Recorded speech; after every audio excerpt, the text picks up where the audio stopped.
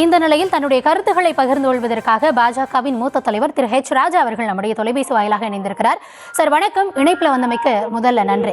நேற்று பாரத பிரதமர் அவர்கள் பேசும்பொழுது தமிழகத்தின் வளர்ச்சி கடந்த 10 ஆண்டுகளில் தமிழகத்திற்கு எவ்வளவு நிதி ஒதுக்கி இருக்கிறோம், தமிழக வளர்ச்சியை எவ்வளவு கவனம் எடுத்து செயல்படுத்தி வருகிறோம் அப்படின்ற தன்னுடைய உரையில பல விவரங்களை அவர் குறிப்பிட்டு பேசியிருந்தார். இருந்தாலும் இன்றைக்கு முதலமைச்சர் அந்த சமக்கர சிக்ஷான் அபியான் திட்டத்தின் கீழே ஒதுக்க வேண்டிய நிதி, மாணவர்கள் கல்விக்கான நிதியை ஒதுக்கணும் அப்படின்ற கோரிக்கையும் அது தொடர்பான பதிவையும் அவர் இன்றைக்கும் பதிவு செஞ்சிருக்கிறாரு. இதை நீங்க எப்படி பாக்குறீங்க? உங்களுடைய கருத்துக்களை பகிர்ந்து கொள்ளலாம்.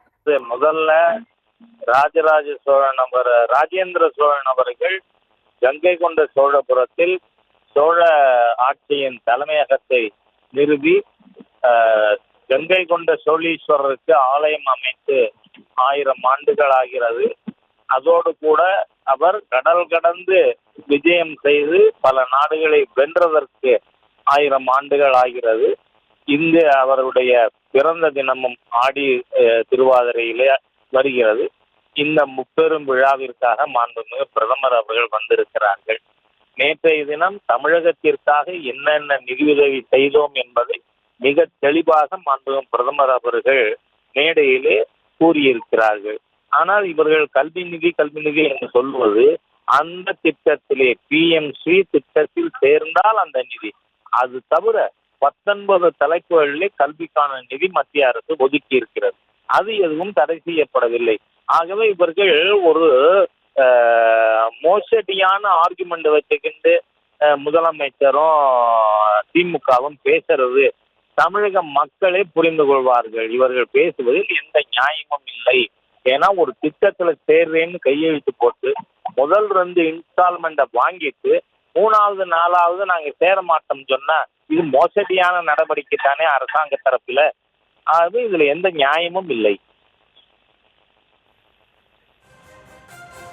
சார், பிரதமருடைய இந்த பயணத்தில் இன்னொரு விஷயம் முக்கியமாக பேசப்படுகிறது. திரு OPS அவர்களுக்கும் டிடிவி அவர்களுக்கும் பிரதமரை சந்திப்பதற்கான வாய்ப்பு இல்லை அப்படின்றது. அதில் குறிப்பாக OPS அவர்கள் ரொம்ப தாழ்மையோடையே கடிதம் எழுதியிருந்தும் அவருக்கான வாய்ப்பு மறுக்கப்பட்டதுமே அரசியல் ரீதியாக ஒரு விவாதத்தை ஏற்படுத்தி இருக்கிறது. அதுக்கு உங்கள் தரப்பு பதில் என்ன? நம்ம அரசியல் ரீதியாக கொண்டு போகக்கூடாது. ஏன்னா பிரதமரோட கிரௌடட் ப்ரோக்ராம்ல எவ்வளவு அகாமடேட் பண்ண முடியுமோ பண்ணி இருக்காங்க. மற்றதை பற்றி நாம இப்ப விவாதிப்பது உசிதம் அல்ல.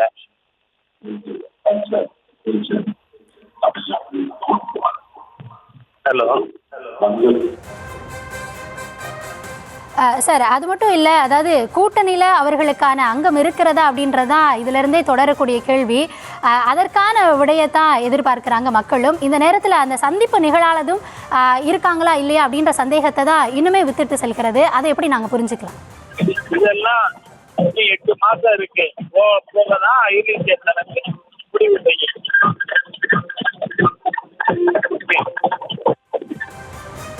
நன்றி சார். இணைப்பில் இந்த நேரத்தில் உங்கள் தரப்பு கருத்துக்களையும் பார்வையும் பகிர்ந்தமைக்கு மிக்க நன்றி.